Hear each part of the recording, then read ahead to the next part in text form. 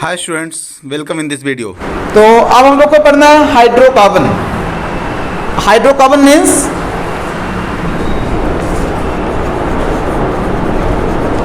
Compounds of carbon and hydrogen. Carbon and hydrogen के compounds को कहते हैं हम हाइड्रोकार्बन। इसके पहले भी हम बात कर चुके हैं ऑर्गेनिक कंपाउंड पे ना। स्टार्टिंग में हमने आपको बताया था कि ऑर्गेनिक कंपाउंड किसे कहते हैं। Organic compound means covalent and combustible compound of carbon. Carbon के जो भी कंपाउंड कोवेलेंट हैं और कंबेंसिबल हैं, उन्हीं कंपाउंड को हम ऑर्गेनिक कंपाउंड कहते हैं। और जितने भी कार्बन के कोवेलेंट एंड कंबेंसिबल कंपाउंड हैं, वो सभी कंपाउंड या तो हाइड्रोकार्बन है या हाइड्रोकार्बन डेरिवेटिव है। Hydrocarbon means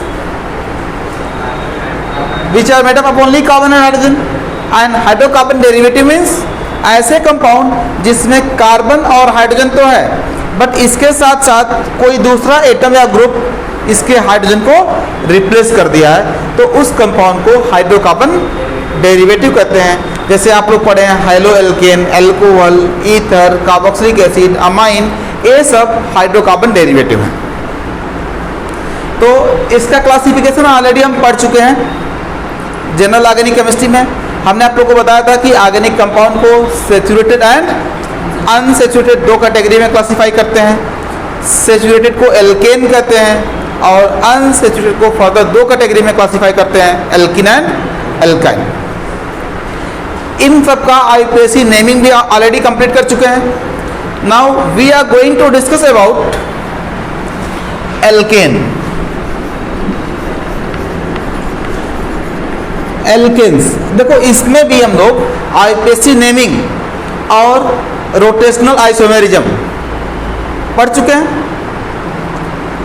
chain and position isomerism पढ़ चुके हैं।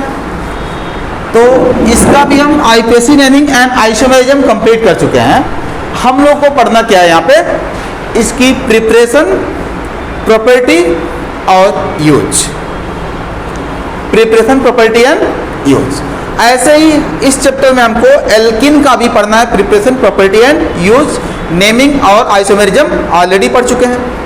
ऐसे एल्काइन का भी पढ़ना हमको, प्रिपरेशन, प्रॉपर्टी एंड यूज, और बेंजीन का भी preparation, property and use. Clear? तो चलिए हम लोग पहले डिस्कस करते हैं प्रिपरेशन ऑफ एल्किन। एल्केन्स का प्रिपरेशन। एल्केन्स को कैसे प्रिपेयर किया जाएगा, तो इसको हम प्रिपेयर कर सकते हैं from alkene.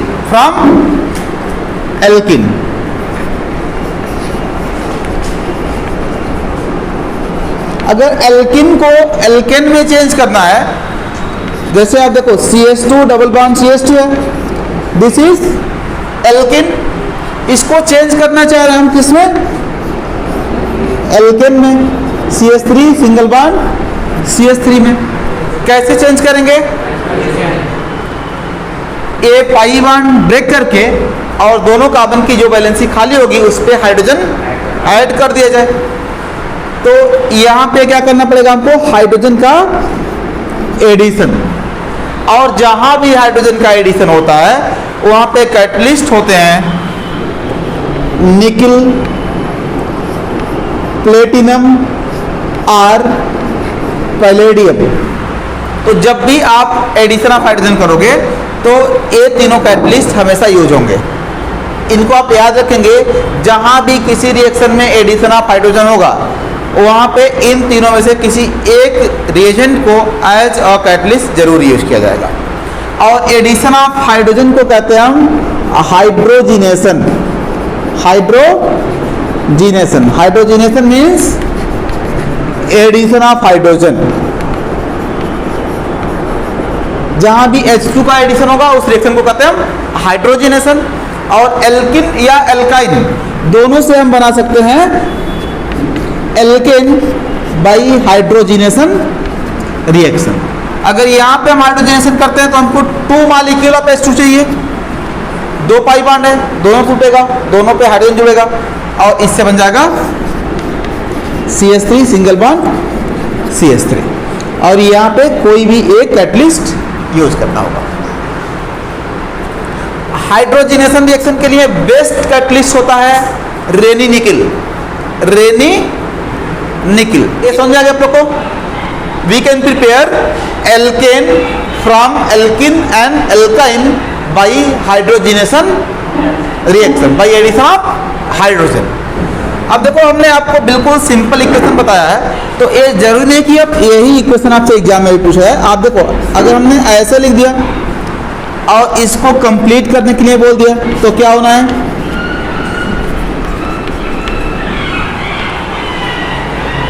We will get cyclohexane. Cyclohexane alkene से एल्केन बन जाएगा। कोई भी कंपाउंड ऐसे लिख दिया गया जिसमें डबल बॉन्ड या ट्रिपल बॉन्ड है और इसके साथ हाइड्रोजन का एडिशन हो गया तो क्या बनेगा? एल्केन। क्लियर? इसके अलावा हम एल्केन प्रिपेयर कर सकते हैं from haloalkane. From high-low alkene.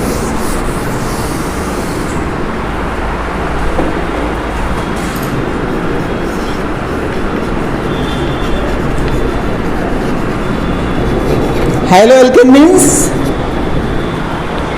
जिसमें हाइड्रोकार्बन के हाइड्रोजन को हाइड्रोजन रिप्लेस कर दिया हो, जैसे क्लोरोइथेन CH3 CH2 Cl। अगर हम इससे प्रिपेयर करना चाहते हैं CH3 CH3, मतलब इतने ही कार्बन एल्केन में भी हो जितना कार्बन इसमें है, तो इसके लिए हमको यूज करना पड़ेगा HCl and ZnCl2। ZnCl2 sorry, zinc and HCl। Zinc and HCl, तो ये जिंक और HCl आपस में रिएक्ट करेगा तो उससे हाइड्रोजन गैस लिबरेट होगा, ZnCl2 बनेगा और नेसेंट हाइड्रोजन बनेगा। जो नेसेंट हाइड्रोजन होगा वो इस Cl से कंबाइन करके HCl बनाएगा और दूसरा नेसेंट हाइड्रोजन इससे जुड़ जाएगा, मतलब दो हाइड्रोजन यहाँ जुड़ेंगे, एक इसके साथ और एक इसके साथ। ये दोनों हाइड्रोजन कहाँ से आया? इन दोनों के रिएक्शन से। जिंक क्लोराइड बनेगा, दो हाइड्रोजन लिबरेट होगा, दोनों हाइड्रोजन यहाँ पे जुड़ जाएगा तो ये प्रोडक्ट बन जाएगा और यहाँ से निकल जाएगा HCl। तो अगर हम जिंक और HCl से ट्रीट करेंगे तो उतना ही कार्बन एल्केन में होगा जितना कार्बन हाइलो एल्केन में था। हाइलो एल्केन में 2 कार्बन था, एल्केन में भी 2 कार्बन है। दूसरा रिएक्शन होता है वुड्स रिएक्शन। वुड्स रिएक्शन ये बहुत इंपॉर्टेंट है आप लोगों के लिए। जैसे CH3 CH2 Cl है, क्लोरोइथेन, इसको ट्रीट कर देते हैं सोडियम मेटल के साथ। आप लोग को पता है सोडियम मेटल एयर से रिएक्ट कर लेता है, इसीलिए सोडियम मेटल को स्टोर करते हैं केरोसिन में। तो ये रिएक्शन भी वाटर में नहीं होगा क्योंकि सोडियम को ऐड कर रहे हैं एज अ रिएक्टेंट। ये रिएक्शन होता है ड्राई ईथर में। किसमें होता है? Dry ether. इससे जो एल्केन बनता है इसमें एल्केन में 2 गुना कार्बन हो जाता है, मतलब कार्बन का नंबर जस्ट डबल हो जाएगा जितना हेलो एल्केन में है, मतलब इसका 2 मॉलिक्यूल रिएक्ट करेगा। हेलो एल्केन का 2 मॉलिक्यूल। तो देखिए एक मॉलिक्यूल कैसे निकल रहा है, यहां से NaCl निकल गया, यहां से भी NaCl, 2Na, दोनों जगह से क्या निकल दिया? NaCl। इन दोनों कार्बन की वैलेंसी खाली हुई, वो दोनों वैलेंसी आपस में ऐड हो जाएगा और ज्वाइन करके एक लॉन्ग चेन बनाएगा जिसमें डबल कार्बन होंगे। यहाँ पे 2 कार्बन था तो इसमें 4 कार्बन, अगर यहाँ पे 3 कार्बन होता तो 6 कार्बन हो जाते हैं इसमें। समझ में आया? और यहाँ से क्या निकल जाएगा? NaCl। Any confusion? तो ये आप लोग को समझ में आ गया?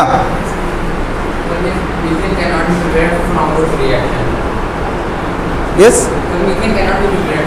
नहीं, मीथेन हम वुड रिएक्शन से प्रिपेयर नहीं कर सकते. Not only methane, we can't prepare any alkane which have odd number of carbon with the help of वुड रिएक्शन. ये वुड रिएक्शन का लिमिटेशन है. We can not prepare odd carbon containing alkane by वुड reaction. कैसे? अगर यहाँ पे दोनों साइड में इवन कार्बन है तो इसका डबल तो इवन होगा ही. अगर ये दोनों साइड में 8 नंबर ऑफ कार्बन है तब भी जो एल्केन बनेगा क्या होगा? इवन कार्बन कंटेनिंग एल्केन हो जाएगा ना. 8 इवन होगा तो मिक्सचर बन जाएगा. जैसे देखिए, अगर आपने ट्रीट कर दिया CH3Cl को और किसके साथ? Cl CH2 के साथ, CH3 के साथ. अगर आपने इनको ट्रीट किया तो क्या बनेगा? यही ना, प्रोपेन बन जाएगा. क्या दिक्कत है? Any problem? 8 हो गया, सही है ना? नहीं, NaCl भी निकल जाएगा, 2NaCl, कोई दिक्कत. लेकिन ये रिएक्शन हम कहाँ परफॉर्म कर रहे हैं? किसी कंटेनर में. तो जब हम इस बीकर में या क्लोज कंटेनर में CH3Cl C2H5Cl और सोडियम को ऐड करेंगे तो इससे बोल देंगे कि तुम CH3 के साथ ही कंबाइन करना है ना. जब आप इन तीनों को मिक्स कर रहे हो तो आप इसको कैसे कहोगे कि इसी के साथ कंबाइन करें? ये आपस में इसी के दो मॉलिक्यूल ऐसे क्यों नहीं कंबाइन कर सकते हैं? जब आप मिक्स कर रहे हो तो वो इसी के दो मॉलिक्यूल भी आपस में कंबाइन कर सकते हैं ना, और इसके भी दो मॉलिक्यूल आपस में कंबाइन कर सकते हैं, और ये इससे भी कंबाइन कर सकता है. आप इसको कैसे कंट्रोल करेंगे कि ये इसी के साथ कंबाइन करे? कोई आइडिया हमारे पास नहीं. तो इसका मतलब इस कंडीशन में जब आप दो अलग अलग हैलो एल्केन ऐड करेंगे तो आपको 3 प्रोडक्ट मिलेगा. एक इसी के साथ कॉम्बिनेशन होगा, इथेन बन जाएगा. क्लोरोइथेन का क्लोरोइथेन से कॉम्बिनेशन होगा तो ब्यूटेन बन जाएगा. और थर्ड कॉम्बिनेशन ये बनेगा क्लोरोइथेन से क्लोरोमीथेन तो प्रोपेन बन जाएगा. यानी कि 3 हाइड्रोकार्बन का मिक्सचर मिलेगा हमको. देखो, कोई भी मेथड प्रिपरेशन हम ऐसे सोचते हैं एज और रिएक्शन के फॉर्म में तो लगता है बन जाएगा, तो बन तो रहा है यहाँ, लेकिन क्या मिला हमको? 3 हाइड्रोकार्बन का mixture, ethane, propane and butane का मिक्सचर. तो फिर इससे प्रोपेन निकालने के लिए हमको एक और स्टेप यूज करना पड़ेगा, प्यूरिफिकेशन. तो ये इसका लिमिटेशन है कि इस मेथड से हम odd number of carbon containing alkane नहीं प्रिपेयर कर सकते हैं, और अगर प्रिपेयर करने की कोशिश करेंगे तो हमको मिक्सचर ऑफ हाइड्रोकार्बन मिल जाएगा. Any confusion? हाँ, ये हम लोग नहीं कंट्रोल कर सकते ना. ये जिस रेशियो में आपस में टकराएंगे, रिएक्ट करेंगे, उसी रेशियो में बनेगा. और प्रोबेबिलिटी तीनों का इक्वल है तो रेशियो सेम हो सकता है. अगर आपने रिएक्टेंट ही अलग रेशियो में लिया हो, मान लो आपने क्लोरोइथेन ज़्यादा ले लिया, क्लोरोइथेन और क्लोरोमीथेन कम ले लिया, तो ब्यूटेन बनने का चांस ज़्यादा रहेगा. समझ में आया? तो ये रेशियो पे डिपेंड करेगा किस रेशियो में रिएक्टेंट ऐड किया आपने. कोई कंफ्यूजन किसी को? तो ये चीज़ आप लोग को समझ में आ गया, वुड reaction. Now we are going to discuss preparation of alkane from carboxylic acid. From carboxylic acid.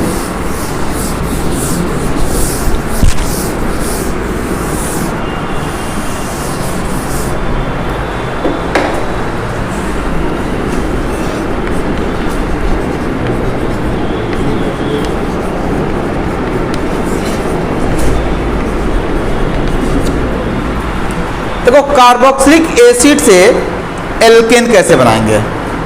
इसका 2 मेथड है.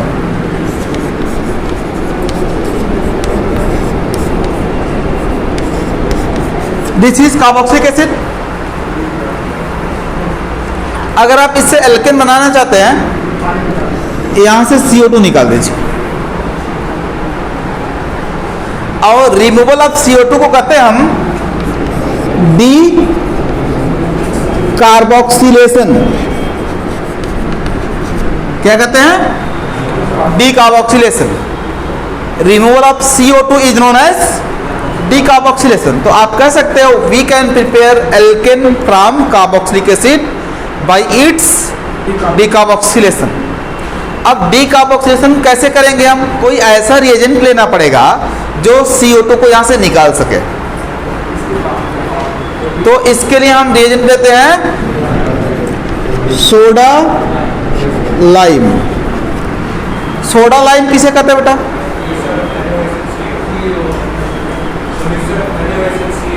NaOH and CaO. Okay, sit down. You're right. NaOH and CaO का मिक्सचर। देखो NaOH का कॉमन नेम है caustic soda, है ना, caustic soda. और CaO का कॉमन नेम है क्विक लाइम। तो कास्टिक सोडा से सोडा ले लिया गया है और क्विक लाइम से लाइम, तो ये बन गया है सोडा लाइम। समझ में आया? यानी कि caustic soda and quick lime के मिक्सचर को सोडा लाइम कहते हैं। और जब हम किसी कार्बोक्सिलिक एसिड को सोडा लाइम से ट्रीट करते हैं तो यहाँ से CO2 रिमूव होता है और इससे बन जाता है एल्केन। जैसे यहाँ पे हमने लिया सोडा लाइम, सोडा लाइम, तो ये CO2 निकलेगा और इससे बन जाएगा मीथेन। मतलब ये हाइड्रोजन इस बॉन्ड से सीधे जुड़ जाएगा, बीच में से CO2 निकल जाएगा। Any confusion? ये समझ में आ गया आप लोग को? देखिए यहां पे हमने लिया इथेनोइक एसिड, तो क्या बना? मेथेन। अगर यहां पे हम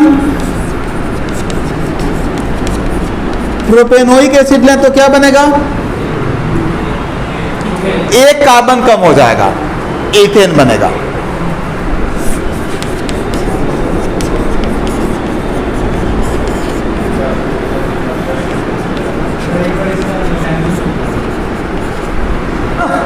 इसमें क्या करना है आपको? जितने कार्बन है कार्बोक्सिलिक एसिड में, उसी में से एक कार्बन CO2 के फॉर्म में निकाल देना है और बाकी CO2 के निकलने से जो वैलेंसी खाली हो रही है कार्बन की, उस वैलेंसी से इस हाइड्रोजन को जोड़ देना है। क्लियर? अब देखिए दूसरा मेथड है कोल्बे इलेक्ट्रोलिटिक डिकार्बोक्सिलेशन।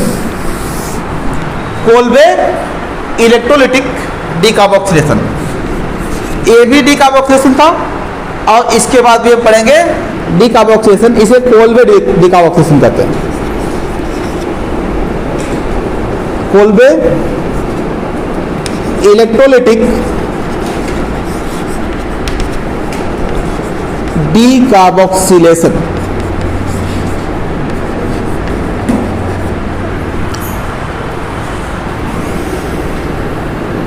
जैसे अभी हमने लिया था इथेनोइक एसिड, यहां भी आप इथेनोइक एसिड ले लीजिए। दो कार्बन है इसमें, इसको वाटर में डिजॉल्व करेंगे तो ये बन जाएगा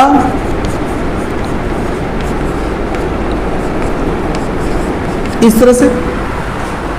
इस आयन का क्या नाम है? कॉमन नेम इसका एसीटेट आयन है और IUPAC नेम इथेनोएट आयन है। इथेनोएट आयन, तो ये निगेटिव आयन और ये पॉजिटिव आयन, ये दो आयन में ब्रेक हो जाएगा। एक बात अपने दिमाग में बैठा लीजिए आप लोग कि कभी भी किसी इलेक्ट्रोलाइट को डिसोसिएट करने के लिए इलेक्ट्रिसिटी नहीं पास करनी पड़ती है। मतलब NaCl को अगर डिजॉल्व कर रहे हैं वाटर में तो विदाउट एनी इलेक्ट्रिसिटी ये Na प्लस और Cl माइनस में डिसोसिएट हो जाता है। और इसके Na प्लस और Cl माइनस में डिसोसिएट होने के प्रोसेस को इलेक्ट्रोलिसिस नहीं कहते हैं। It is not known as electrolysis. इसको आप डिसोसिएशन कह सकते हैं और ये होता है ड्यू टू हाइड्रोलिसिस या हाइड्रेशन। ड्यू टू हाइड्रेशन होता है। अगर हाइड्रोलिसिस होगा तो उससे एसिड और बेस बन जाएगा। हाँ, हाइड्रेशन और हाइड्रोलिसिस में क्या अंतर होता है? वाटर और हाइड्रोलिसिस में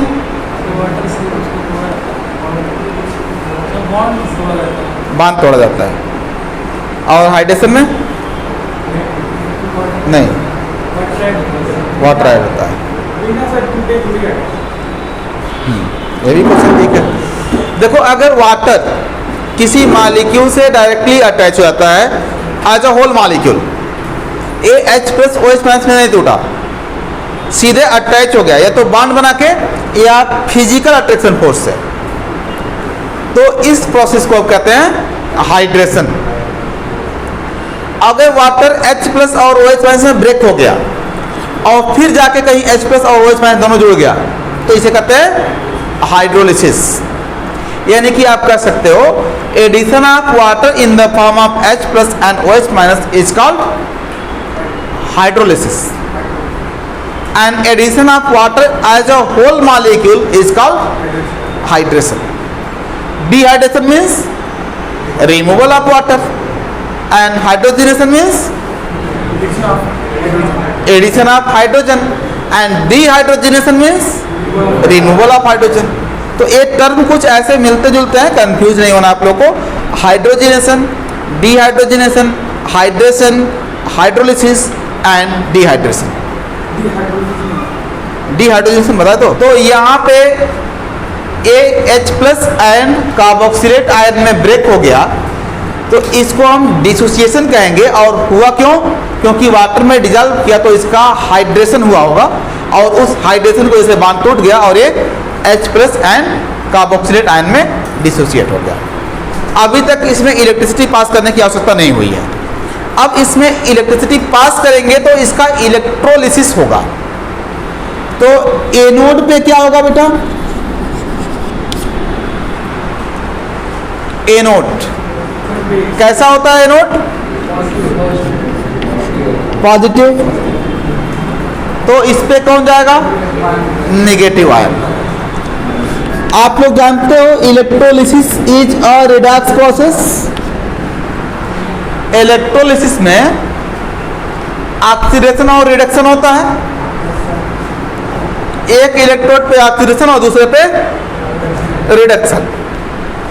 ऑक्सीडेशन किस पे होता है?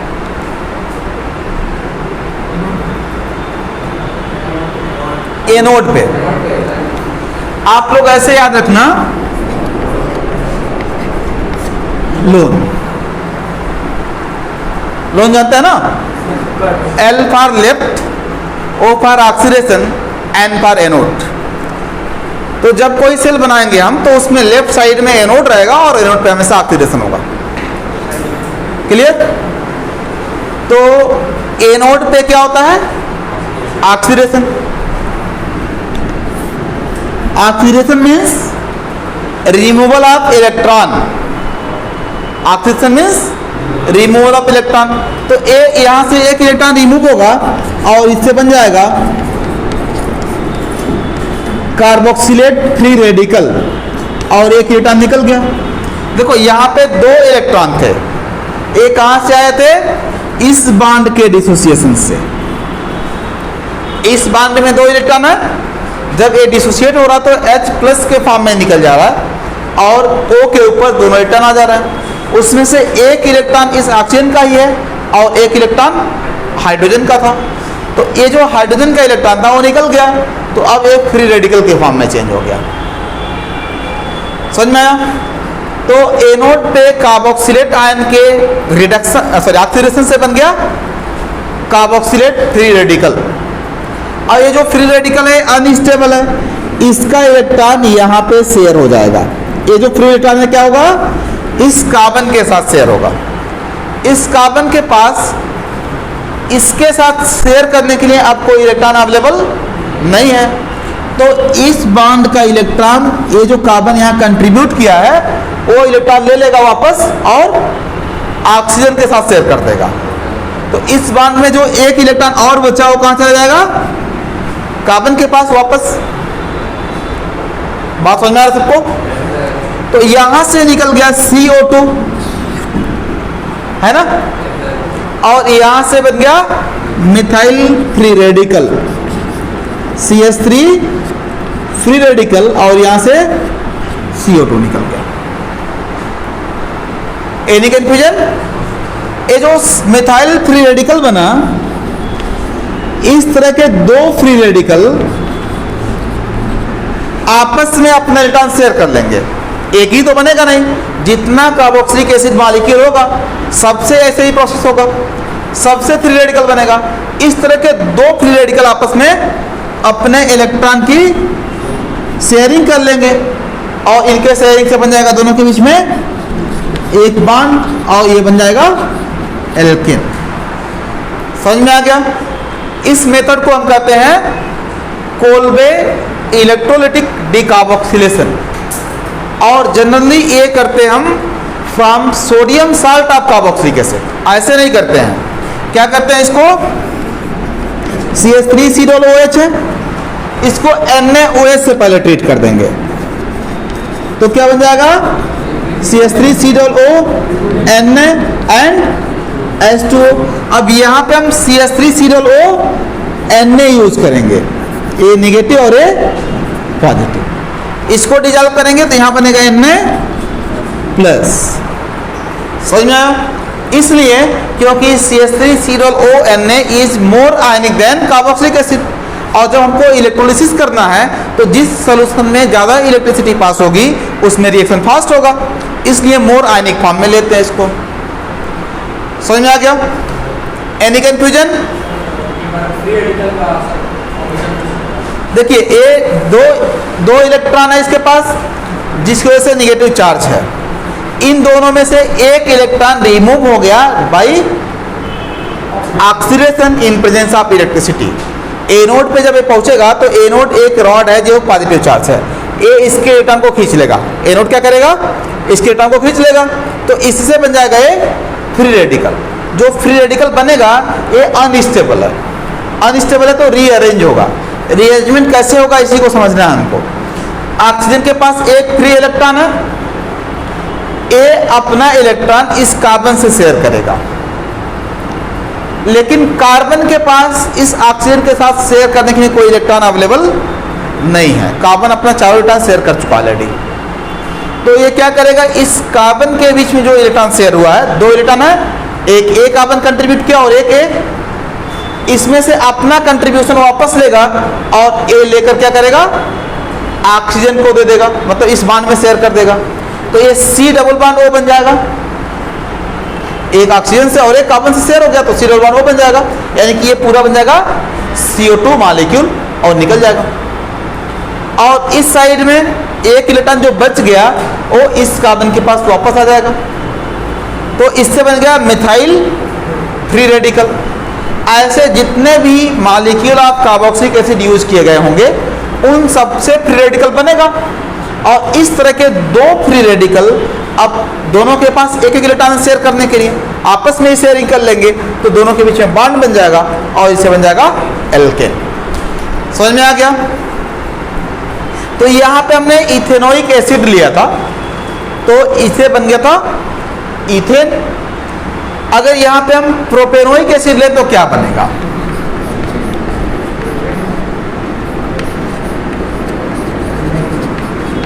Sodium salt of propanoic acid, इसका हम कर देते हैं इलेक्ट्रोलिसिस। आपको बताना है what will be product of this reaction, butane. A वाला तो निकल जाएगा कार्बन, और ए इस कार्बन के बाद जितने कार्बन बचेंगे वो फ्री रेडिकल बनाएंगे और वही दो फ्री रेडिकल जुड़ेगा, यानी कि कार्बोक्सिलिक कार्बन के बाद जो रेस्ट ऑफ कार्बन है उसी का just double number of carbon alkane में होगा, तो यहां से बन जाएगा ब्यूटेन। समझ में आ गया? अगर यहां हम ब्यूटेनोइक एसिड लेंगे तो क्या बनेगा, ब्यूटेनोइक एसिड से हेक्सेन। सबको समझ में आया ना कैसे? ब्यूटेनोइक एसिड में कार्बोक्सिलिक कार्बन के बाद 3 कार्बन है, उन्हीं से फ्री रेडिकल बनेगा, और 2 फ्री रेडिकल जुड़ रहे हैं, यानी कि 6 कार्बन होगा एल्केन में, तो ये बनेगा हेक्सेन। अगर हम प्रोपेनोइक एसिड लें तो बन चुका है, पेंटेनोइक एसिड से ऑक्टेन बन जाएगा। तो ये सबको समझ में आ गया। अगर हम हेक्सेन 1,6 डाइओइक एसिड ले लें तो देखो, अब क्वेश्चन को ट्विस्ट ऐसे करते हैं, ये है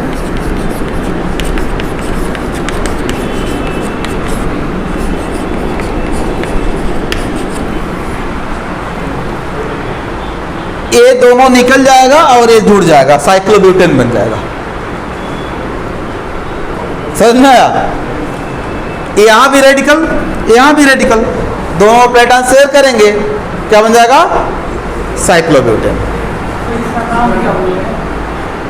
इसका कॉमन नेम एडिपिक एसिड है, आईपीएसी नेम है hexane 1,6 dioic acid, 1,6 dioic acid. समझ में आ गया?